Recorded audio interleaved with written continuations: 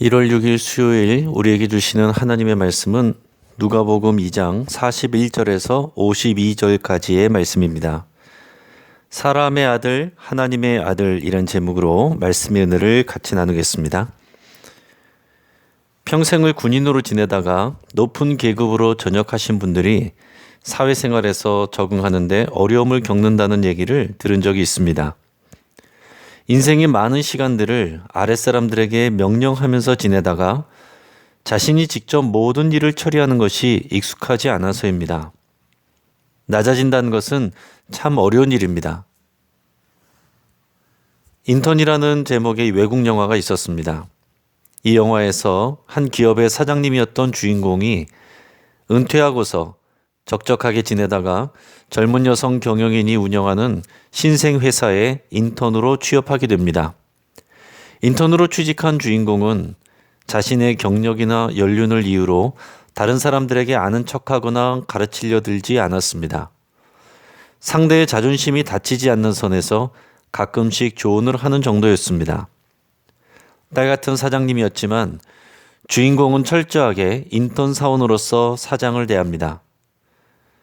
선을 넘지 않으면서도 사장님에게 든든한 후원자의 역할을 합니다. 이 영화를 보면서 주인공이 참 멋있다고 느꼈습니다. 그리고 반대로 우리 사회에서 이런 어른을 볼 수가 있을까 하는 생각을 해보기도 했습니다. 그리고 내가 그 사람의 입장이라면 저렇게 할 수 있을까 하는 생각도 해보게 됩니다. 예수님이 이 땅에 인간의 몸을 입고 오신 이 성육신 사건은 위와 같은 예로 비교될 수 없는 엄청난 낮아짐입니다. 오늘 본문은 사복음서 중에서 유일하게 예수님의 유년 시절을 다루고 있습니다. 예수님의 유년 시절을 통해서 예수 그리스도를 더 깊이 이해하고 그분을 닮아갈 수 있기를 바랍니다. 예수님은 철저히 사람의 아들로서 자라갔습니다. 그는 하나님의 아들로서 아무 죄가 없으신 분이십니다. 그럼에도 불구하고 율법의 모든 조항들을 따르고 순종하셨습니다. 할례를 받으셨고 아기 때 성전에 들여졌으며 동네 회당에서 율법을 배우면서 자랐습니다. 율법에 기록된 모든 내용들을 순종하며 지키셨고 또 제사에도 참여하셨습니다. 제사의 의미는 제물의 희생을 통해 자신의 죄를 용서받고 하나님과 화목한 관계를 회복하는 것입니다. 예수님은 하나님과 회복할 문제가 하나도 없으신 분이십니다. 용서받을 죄도 없으신 분이십니다. 그렇지만 예수님은 철저하게 사람의 아들로서 해야 할 일들을 다 수행하셨습니다. 오늘 본문은 예수님이 12살이 되셨을 때 유월절을 맞이해서 부모님을 따라 예루살렘으로 갔던 상황을 다루고 있습니다. 유대인들은 율법에 따라 1년에 3차례 절기제사를 위해서 예루살렘 성전으로 가야 했습니다. 오늘 본문의 41절 말씀입니다. 그의 부모가 해마다 유월절이 되면 예루살렘으로 가더니 예수님은 베들레헴에서 태어나셨지만 나사렛 동네에서 자라셨습니다. 예수님은 30살이 되어서 공생의 사역을 시작하기 전까지는 목수인 아버지를 도우면서 평범하게 생활하셨습니다. 51절 우리 상반절을 보겠습니다. 예수께서 함께 내려가사 나사렛에 이르러 순종하여 받드시더라. 예수님은 하나님의 아들이시고 본질상 하나님이십니다. 하지만 예수님은 철저하게 인간으로 나셔서 인간의 모든 삶으로 들어오셨습니다. 요셉과 마리아도 예수님을 믿고 따라야 하는 인간이지만 육신의 부모로서 예수님은 효도하고 그들의 말에 순종하셨습니다. 예수님의 성육신은 단지 인간으로 태어난 것만이 아니라 인간의 모든 희노애락을 느끼고 인간의 불완전한 삶 속에 들어오신 것입니다. 그 이유는 불완전한 우리들과 같이 되셔서 우리를 구속하시기 위함입니다. 이 땅에서 30년을 철저하게 인간으로 생활하신 예수님의 깊은 은혜에 감사할 수 있기를 바랍니다. 예수님은 철저하게 사람의 아들로서 사셨지만 동시에 하나님의 아들이셨습니다. 예수님이 공생의 기간이 되기 전에 자신이 하나님의 아들이심을 나타내신 적이 거의 없으십니다. 탄생하실 때 천사들이 나타난 일들과 동방박사와 목자들과 시므온과 안나 선지자 등을 통해서 증거되었을 뿐입니다. 이 중에서 동방박사는 마태복음에만 나오고 다른 이들은 모두 누가복음에만 나옵니다. 그만큼 예수님이 하나님의 아들로서 드러나시는 일은 거의 없었습니다. 그런데 오늘 누가복음 본문에서 예수님이 하나님의 아들이심을 간접적으로 나타내주고 있습니다. 그 당시 성전 제사를 위해서 예루살렘으로 갈 때에는 전국에서 사람들이 함께 이동합니다.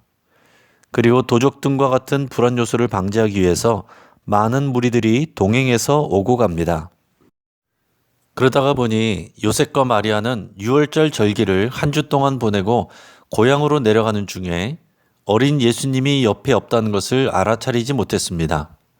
하룻길을 내려가다가 다시 예루살렘으로 돌아온 요셉과 마리아는 성전 안에서 태연하게 율법 선생들과 대화를 나누고 있는 어린 예수님을 발견하게 됩니다. 그 당시 율법 선생들은 상당한 권위를 가지고 있었고 그들에게 배우는 학생들은 선생들의 발치에 앉아서 가르침을 들었습니다. 그런데 지금 예수님은 오히려 선생들 가운데 앉아서 대화를 나누고 있습니다. 대화라기보다는 선생들의 질문에 대답하며 가르침을 주고 있는 모습이었습니다. 마리아는 예수님을 보고서 말을 듣지 않고 근심을 끼쳤다면서 나무랐습니다. 48절에서 51절까지의 말씀입니다. 그의 부모가 보고 놀라며 그의 어머니는 이르되 아이야 어찌하여 우리에게 이렇게 하였느냐 보라 네 아버지와 내가 근심하여 너를 찾았노라. 예수께서 이르시되 어찌하여 나를 찾으셨나이까 내가 내 아버지 집에 있어야 될 줄을 알지 못하셨나이까 하시니 그 부모가 그가 하신 말씀을 깨닫지 못하더라. 예수께서 함께 내려가사 나사렛에 이르러 순종하여 받으시더라. 그 어머니는 이 모든 말을 마음에 두니라. 아멘. 여기서 마리아는 내 아버지라고 표현하는데 이는 육신의 아버지인 요셉을 가리킵니다. 이에 대해서 예수님은 내 아버지라고 표현하는데 이는 하늘에 계신 하나님을 가리킵니다. 마리아는 나사렛의 집으로 가야 함을 말하고 있는데 예수님은 예루살렘 성전이 아버지의 집이라고 표현하십니다. 요셉과 마리아는 이러한 대화를 통해서도 예수님이 진정한 하나님의 아들이심을 깊이 깨닫지 못했습니다. 다만 마리아는 예수님의 말을 마음에 두고서 계속 고민하게 됩니다. 예수님의 성장기는 오늘 본문의 52절 한 절로 요약되어 있습니다. 다른 본문에서는 예수님의 성장기에 대한 언급이 따로 없습니다. 오늘 본문의 52절 말씀입니다. 예수는 지혜와 키가 자라가며 하나님과 사람에게 더욱 사랑스러워 가시더라. 아멘.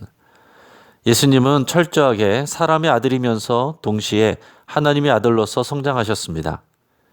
지혜와 키가 자라가고 사람에게 사랑스러워 가시는 것은 예수님이 사람의 아들로서 건강하게 자라고 있음을 표현합니다.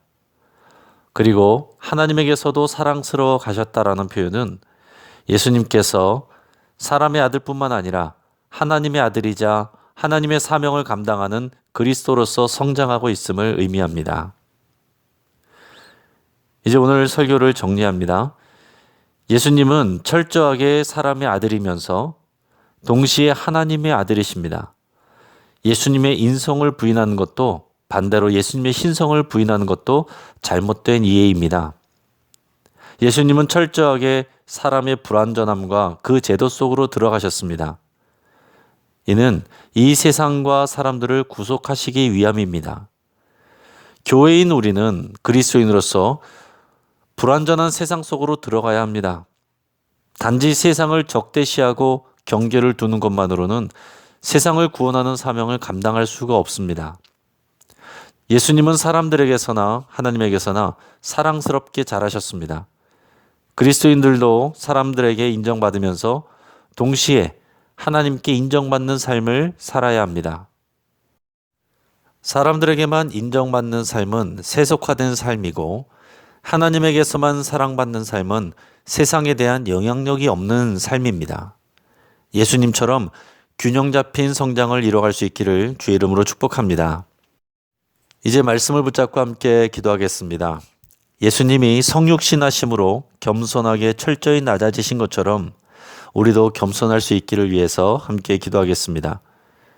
우리는 사람의 자녀이면서 동시에 하나님의 자녀임을 기억하고 사람에게나 하나님에게 모두 최선을 다하기로 결단하며 기도할 수 있길 바랍니다. 예수님처럼 균형 잡힌 생각과 행동을 할 수 있기를 우리 하나님께 구하며 기도하겠습니다.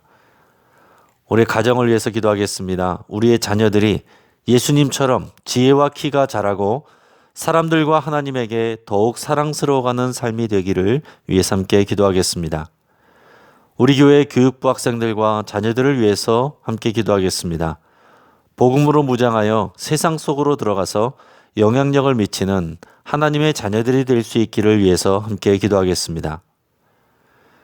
선교지를 위해서 기도하겠습니다. 우리 안성호 선교사님, 권경숙 선교사님, 김무열 선교사님, 이용호 선교사님을 지키시고 우리 교회가 선교의 지경이 더 넓어지기를 위해서 함께 기도하겠습니다.